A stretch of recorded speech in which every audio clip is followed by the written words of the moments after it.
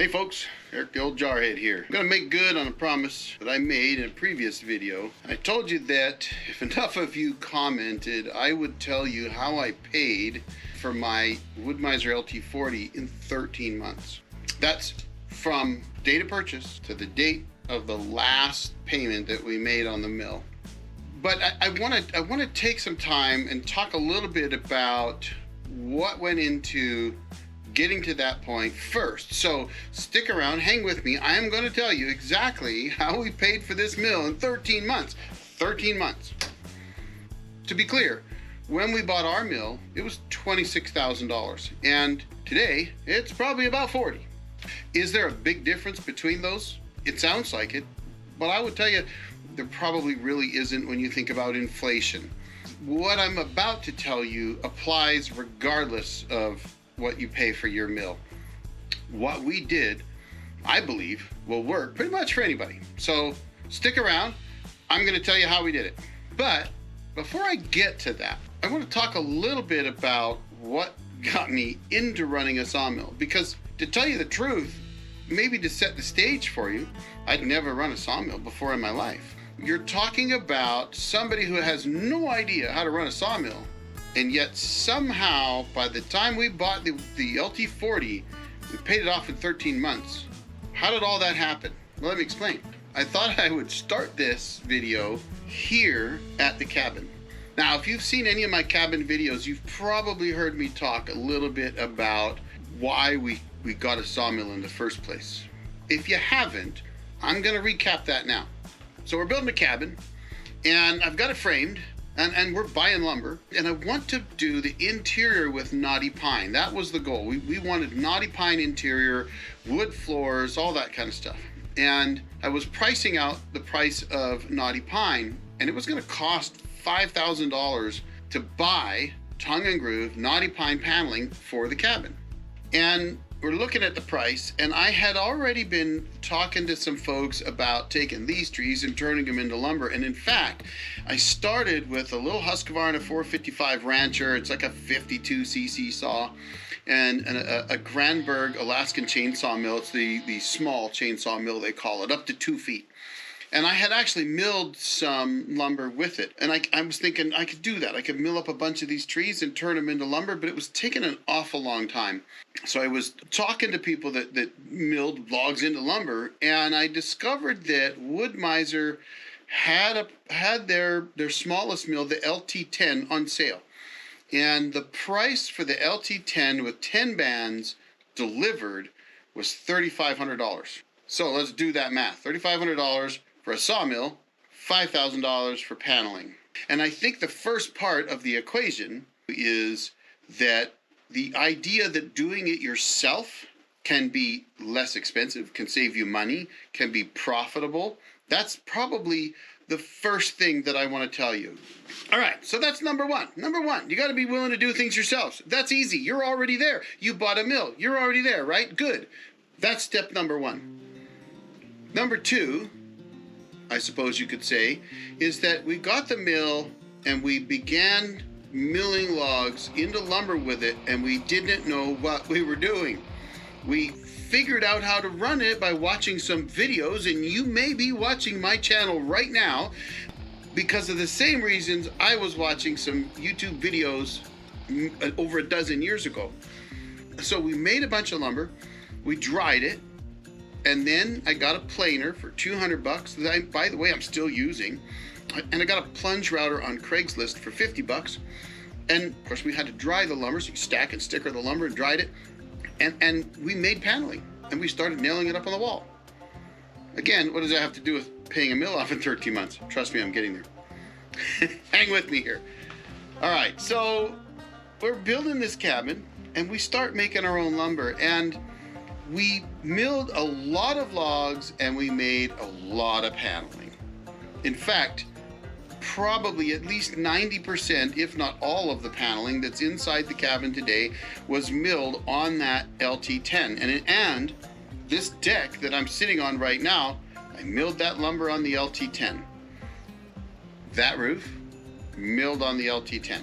So I made a lot of lumber. Now this is something that I always try to share with new sawyers that they just bought a mill, they've never milled a log up day one, and they're looking to go out and start a business. And I would tell them, do what I did. And I have done this. Go out and mill logs up and make your mistakes, because you're going to make them. No, nobody's perfect. You're going to make mistakes. I still make them. But I'm a lot better at milling logs into lumber today than I was a dozen years ago. And that's really kind of an important factor here, is you've got to get good at turning logs into lumber, at least relatively proficient. You've got to be able to mill logs into lumber so that the product that you're producing is worthwhile to a customer. And trust me, at the time, I had no intention of going out and milling for other people. It wasn't even a thought at the time. And in fact, it wasn't a thought until a couple years later when I found myself unemployed and I had a sawmill. And people, when they find out you have a sawmill, oftentimes wonder if you could mill for them. That's how it started. Neighbors will say, hey, you have a sawmill? Really?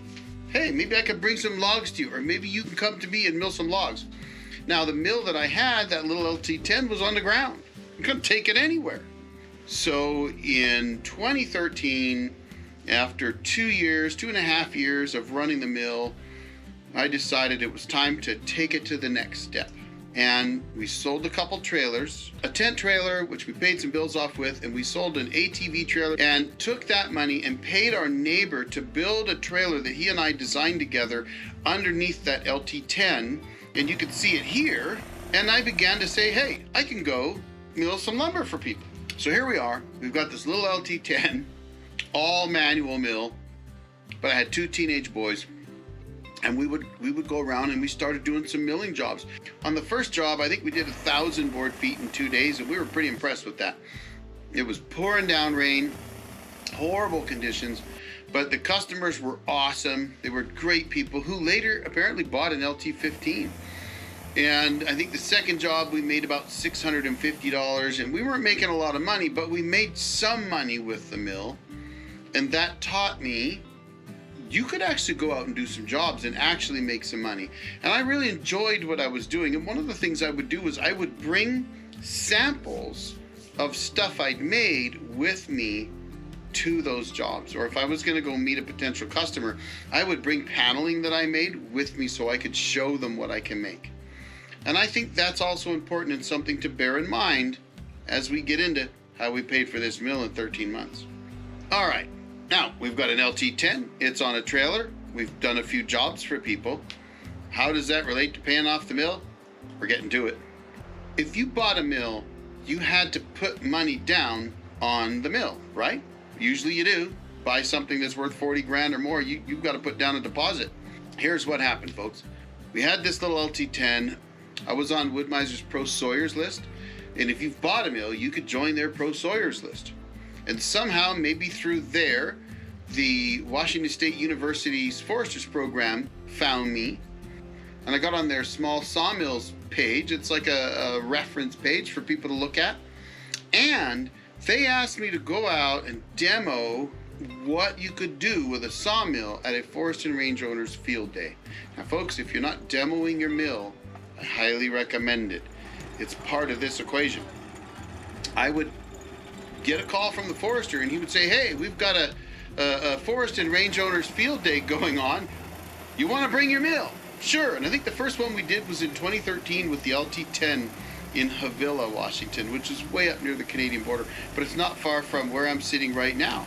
So we came up here, we hauled the mill up there, we did a demo, came back here, we had a great time. It was a lot of fun, and I got a job that I earned $1,000 off of that. We ended up doing several of those Forest and Range Owner Field Days, but they were always falling on my wedding anniversary, and that wasn't going over well. So we ended up quitting those.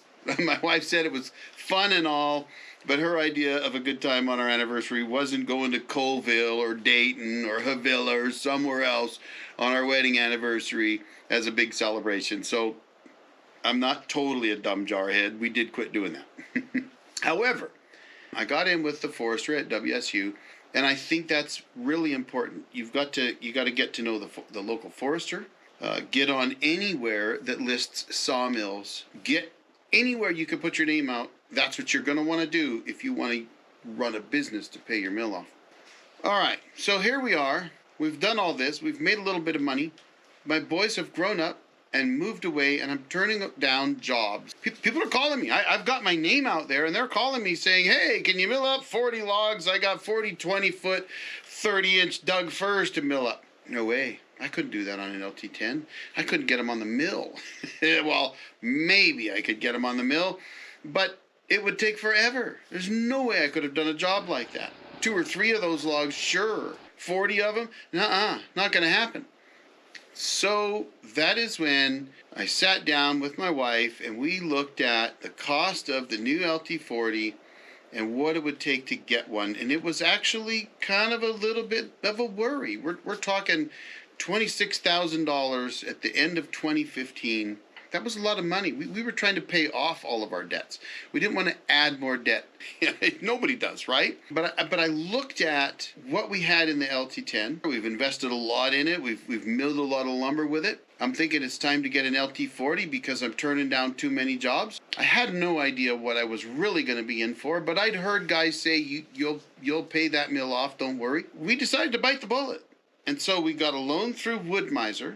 It was over $500 a month, and it was a big risk for us. But what we did is we sold that LT10, and this, folks, is part of that. You had to put a deposit down, so you got to save money for that deposit. Maybe you sold some things, whatever. But we sold that mill for what we had into it, which was about $6,000, and we made money with it. We put that $6,000 down on the new mill. So now we had $20,000 left that we had to pay off, and we had over $500 a month payment, larger than anything we'd ever had other than a mortgage. I mean, I'm thinking, wow, seriously, leap of faith. So what are you going to do? I started advertising. That was the first thing I did. I mean, I got that mill. I pulled that mill up here to this property near the end of February of 2016. I had picked it up 2 weeks earlier. And I put 20 hours on that mill. Now, bear in mind, I had 4.5 years, almost 5 actually, on that LT10.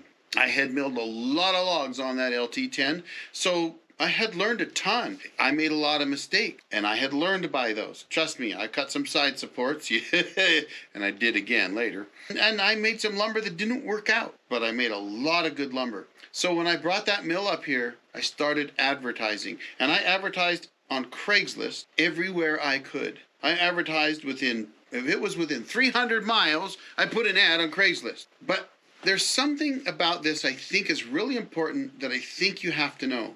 And here's a little bit of a gem for you that if you don't know this, you might want to watch this a second time. The first thing you have to realize is that you don't work for poor people.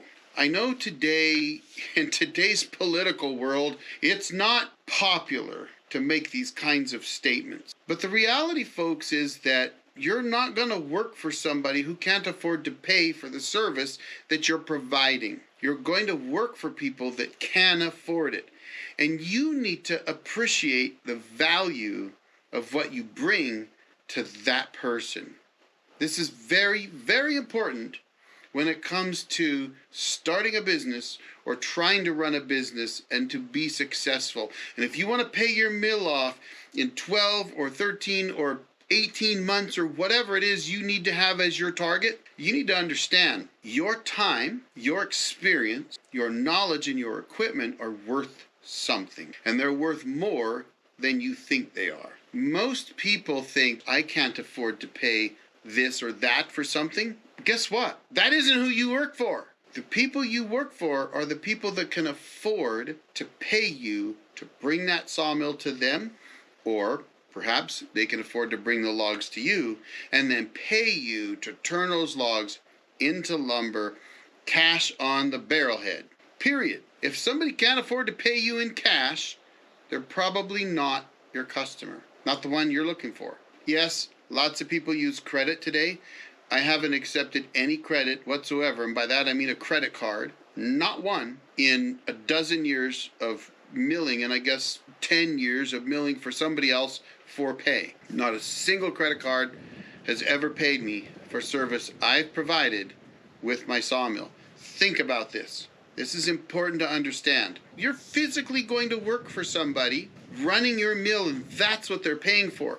They're paying for somebody who knows how to run the mill, somebody who knows how to turn a log into the lumber that they want, so that once that's dried, assuming they dry it properly, it's going to be good, usable lumber that's at least not more expensive than what they can pay for it if they just go down to the store and buy it.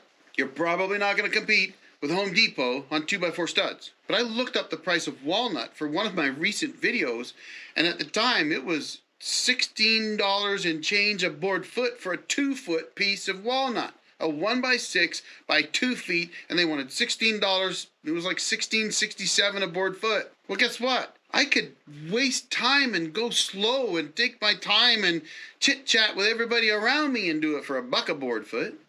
So you're going to save the money. But it's not the person that you have to save money for that is the customer you want. You want the customer that can appreciate the value of what you bring to them. The customer that doesn't bat an eye when you tell them it's $2,000. That sawmill's worth over $40,000. And I've got a truck that's worth a lot and a camper that's worth a lot that I haul out into the woods to go mill for somebody. That is something of value. And your customers need to be people that can appreciate that value. And they can afford to pay you to come out and do that for them. And yes, you're going to save them money. That's step number 1. Step number 2 is once you get that down, once you get that through your skull, that you're worth a lot more than you think. Price yourself fairly. Now, those two things may seem like they don't work well together, but they do. If the top price sawyer out there is $150 an hour, and the lowest guy is $50 an hour, well, that guy that's $50 an hour is going to go out of business someday. You need to find that happy medium. If you're fairly new running that sawmill, charge less. Not as little as the bottom guy, because then they're not going to hire you. Charge a little more. I don't want to be the guy charging the most, but I also don't want to be the guy charging the least. I'm going to charge somewhere in the middle. So I started at $75. I had a job probably about, I would think it was a month later, I got my first job. And I made about $2,500 on the mill. First job. So here it is, folks. Here's what you've been waiting for the whole time. And it's simple, and you're probably going to kick yourself for waiting all this time to hear it. But stick around, let me tell you. What I did is I worked every possible weekend I could on the mill during the prime sawing season. I milled the end of March. I milled in April. I milled in May. I milled in June. I milled in July. I milled in September, October, November, and believe it or not, I finished the year off milling in December in the snow in the Okanagan. And I took vacation to mill. If something went wrong on the job, I offered to come back without charging them setup and delivery fees. If I had trouble with a log and I didn't produce the best quality lumber I felt I could produce, if I thought I could have done a better job, I give a discount. Anything I could do to keep my customer happy while making sure that I was getting paid a reasonable amount for my service, which ended up from 75 at the start, going to 85, and then to 100. I'll tell you what, it worked. I worked hard, folks. I worked very hard. That is another part of this equation. You can't go out on a job, and trust me, I don't think you will. I think you bought a sawmill. You expect to work hard. I don't think you can go out on a job and not work hard if you got a sawmill, but I did. I worked hard. I didn't bill for breaks. I didn't bill for maintenance. I billed for time that I was milling. And by the way, I billed by the hour. Lots of guys think you have to bill by the board foot. No, you don't. The plumber's not charging you by how much pipe he lays. We get the Jeeps worked on at a shop that's considerably cheaper than the local dealer, and that shop's $157 an hour. Why aren't you charging $157 an hour to take your sawmill out somewhere and run it? And maybe you don't have to charge that much, but don't be shy. I worked as many weekends as I could. I took vacation, and I took days off. I would take a Friday or a Monday or a Friday and Monday off from work so that I could go mill. And in the first year, I made over $17,000 running my sawmill. Now, I said we put $6,000 down. We had a $20,000 loan. $17,000 running the mill. That still leaves $3,000. But remember I said we had payments to make. Well, we still made the payments. Even if I had $2,000 that I brought home from a sawmill job after paying for fuel and expenses and bands and everything else, even if we took that $2,000 and paid it on the mill, guess what? My wife, bless her heart, she still made the payment on the mill too. So instead of paying only $2,000, we paid the $2,000 and the $500 and whatever it was that we had to pay to Wood-Mizer for the loan in the first place. We didn't skip a loan payment, not once. And we made that last payment 13 months after bringing that mill home. And you can do it. But to do it, you've just got to get out there and advertise everywhere you can, accept the fact that you're worth more than you probably think you are, be willing to charge, have a contract, make sure you've got a rate card. You can go to manlyportablemilling.com and steal mine. I don't care. I'm happy to help you. I got it from other people. Make sure you sign contracts. If somebody signs a contract, they understand that's a professional thing. You're running a business. So take that contract with you, take your rate card with you, make sure they understand what they're paying you for, and don't be afraid to charge them. That, I think, is one of the biggest challenges for people starting out in a new business, is they're afraid to charge for their service. If you're going to stay in a hotel, they need to pay for your hotel stay. If you've got to drive 250 miles, then they should pay mileage to get you there. That's the kind of mentality that you have to have. This is a business. And if you want to pay that mill off in a year, 2 tops, that's how you're going to have to do it. Run it as a business, and guess what? Here's the little gem at the end. So if you're still sticking around, here's the final gem for you, folks. It's a business write-off. You get to write off the expense of buying the mill in order to run your business. And you can amortize that over a specific number of years, 5 or 7 years. I honestly can't even remember now. I'm not an accountant, so getting an accountant's probably a good idea, but you can amortize the cost of the mill or any large expenses like a camper or a truck or a chainsaw or whatever. Those come off of the taxes that you would have to pay with that milling business throughout the year. And in my first couple of years, I didn't have to pay a dime in taxes. And here's the thing.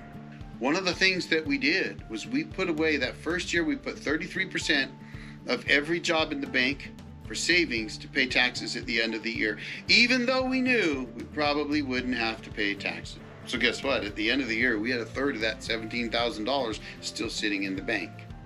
Made it really easy to make that last payment, folks. So there you have it. That's how we paid for that mill in 13 months. I hope it helps you out. And you know what? If you found this useful, if you like this video, do me a favor, hit that subscribe button. It's free, why not, right? And don't forget to drop a comment down below. Y'all have a great day. The old Jarhead out.